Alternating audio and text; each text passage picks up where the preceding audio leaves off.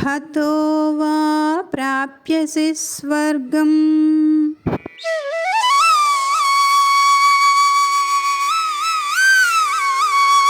అందరికీ నమస్కారం అండి. వెల్కమ్ టు యాత్రా విశేషాలు. ఇప్పుడు నేను ఎక్కడున్నానో చూడండి. ఇది కురుక్షేత్రం యొక్క రథం అండి. దగ్గరగా చూస్తే అర్జునుడు యుద్ధం చేస్తున్నట్టు, కృష్ణ పరమాత్మ రథసారథిగా ఉన్నట్టు కట్టారండి. ఇక్కడ అట్మాస్ఫియర్ చాలా బాగుంటుందండి.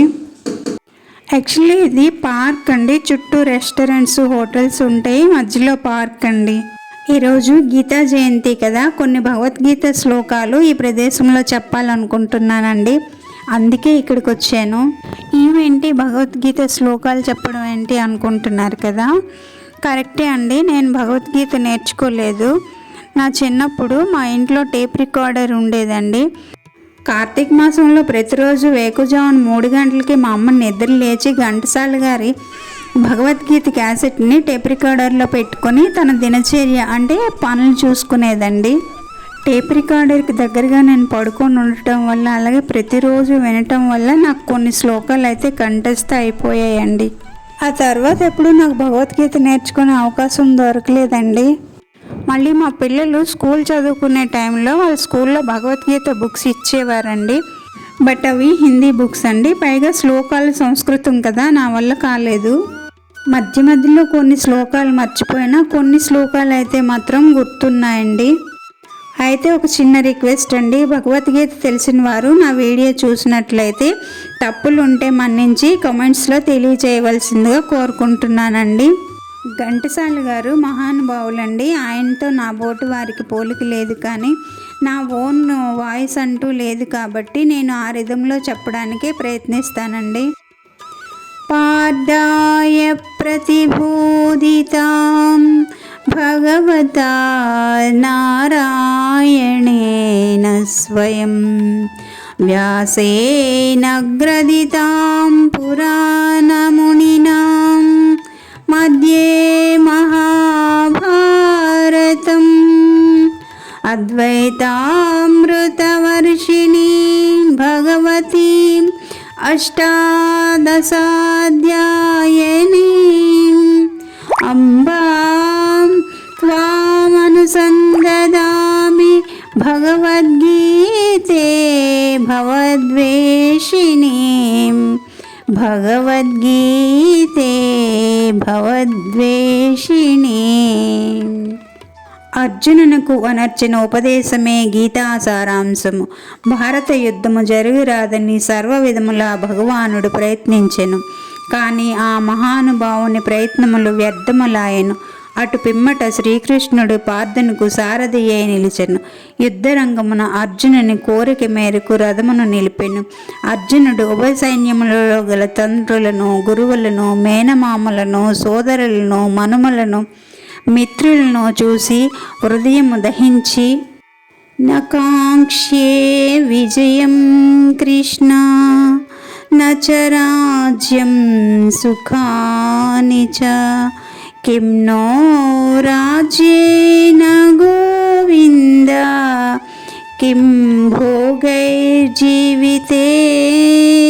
వా కిం భోగైర్జీవితేన వా.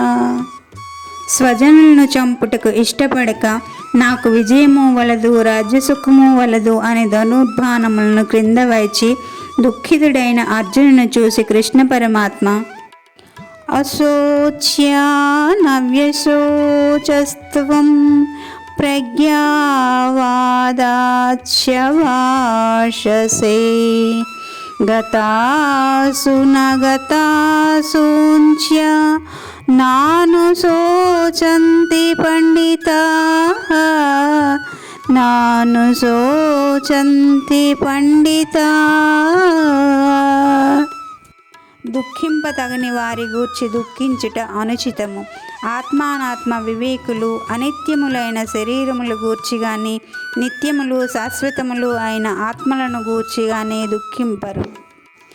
దేహినోస్మిన్ యదా దేహే కౌమారం యవ్వనం జరా తదా దేహాంతర ప్రాప్తి ధీరస్తత్ర న ముహ్యతే. జీవులకు దేహమునందు బాల్యము, యవ్వనము, ముసలితనము ఎట్లో మరొక దేహమును పొందుట కూడా అట్లే. కనుక ఈ విషయమున గూర్చి ధీరులు మోహము నొందరు.